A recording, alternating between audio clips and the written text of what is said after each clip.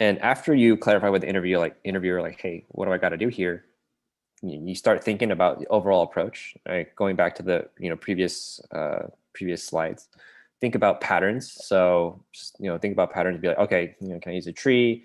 Can I use a linked list? Whatever. And then once you think you're able to get a pattern that works, just let the interviewer know, like, okay, this is my strategy. This is what I think is the essence of the problem.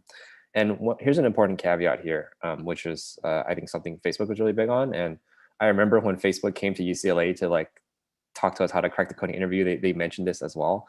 There's this phrase called "done is better than perfect," and it essentially means that it's better to have something that's kind of basic and probably suboptimal, but it's clean and working. It's better to have that compared to like some attempted 200 IQ solution that is supposedly optimal, but you only got halfway and it doesn't compile. So essentially, what you want to do is, for a lot of these harder problems in particular, you're not going to be able to get the optimal solution off the bat like the vast majority of people. You probably have to spend some more time thinking about it and vibing with it before you get that optimal solution. But you'll probably be able to come up with like some relatively simple brute force solution. That's probably like an order of like O of n slower than the optimal one. But you can code it out pretty quickly because it's probably just like a for loop or a nested for loop or something. You can probably code it out in 10, 15 minutes. So if that's the case, where it's like, okay, I don't really know what the optimal solution is, and you've been thinking about it for 3 5 minutes, just pitch the brute force solution, code it out quickly, just so you have something on the board.